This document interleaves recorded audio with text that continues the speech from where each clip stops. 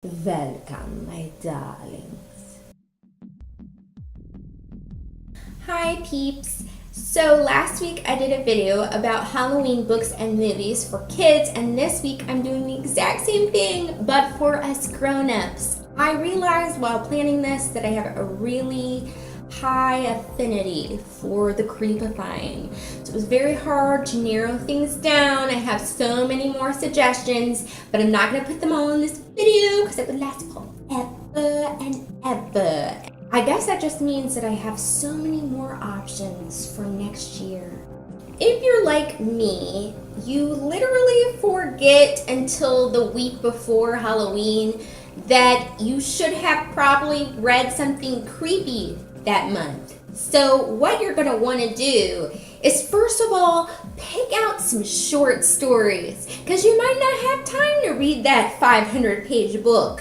You're usually okay if you pick anything by Edgar Allan Poe, but my personal favorite is The Telltale Heart, Murder, Suspicion, Delusions of Beating Hearts Under the Floorboards. Need I say more? Next, you're going to want to check out The Children of the Corn by Stephen King. It is featured in this short story collection, Night Shift.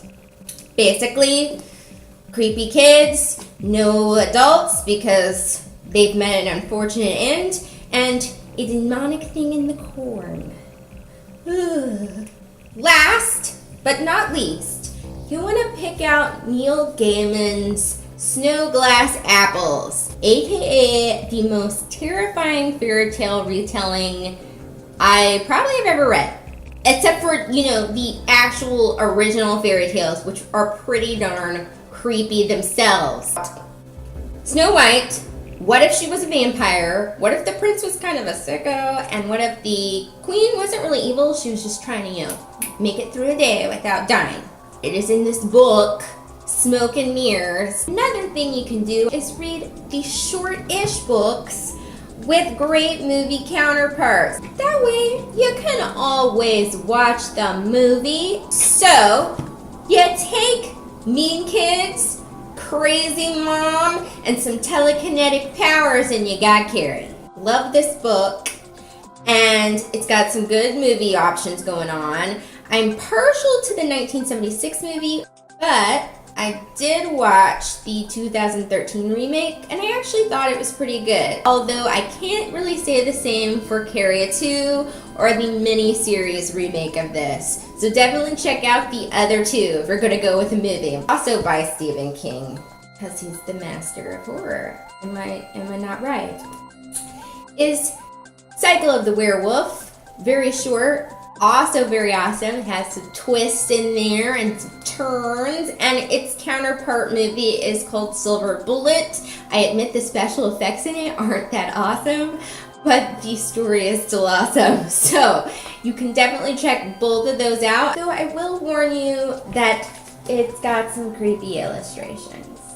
Some creepy pregnancy things going on, and you got Rosemary's Baby by Ira Levin. I really enjoyed this novel, and actually I kind of wish I'd read the book before I watched the movie, because this book is actually way cooler if you know absolutely nothing about it, but oh well. It's got a great movie counterpart.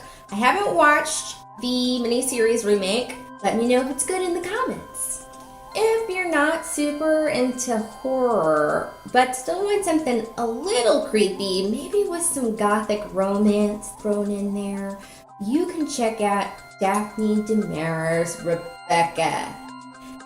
Basically what I call Mrs. De Winter versus Dead Mrs. De Winter. Yeah, that's what I'm going to go with.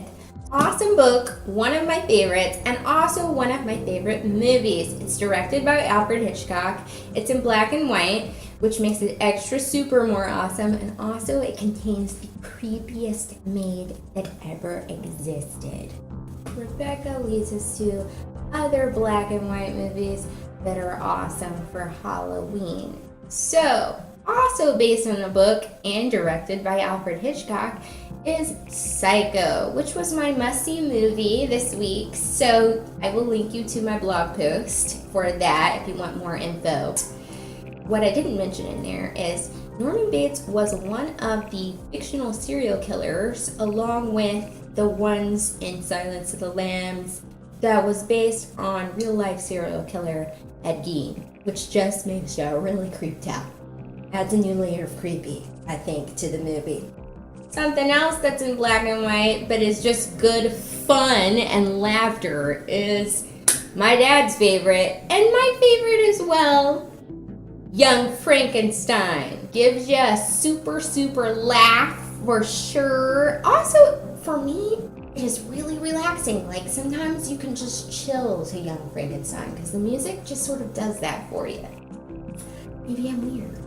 Next section of movies is what I like to call movies where my mom makes me rewind sections and watch them over and over. So when there's a part that mom found super scary, super interesting, the effect was just surprising and awesome, she makes me rewind 3 times before we can go on with the movie. And the first time this happened was with the movie Sleepy Hollow. So you know that part where the witch goes, things came out of the eyes, you know what I'm talking about? Made me watch that 3 times over before I could even go on with the rest of the movie. Hilarity! Another example was the remake of Dawn of the Dead. We love that zombie baby. Like when it goes like, you know what I'm talking about? Rewinds that a lot. As for what I will be chilling with on Halloween, I'm probably going to be watching the mini-series Rose Red because I forgot that I owned it, and it is great fun. What will you be watching this Halloween or reading or any of that great awesome stuff?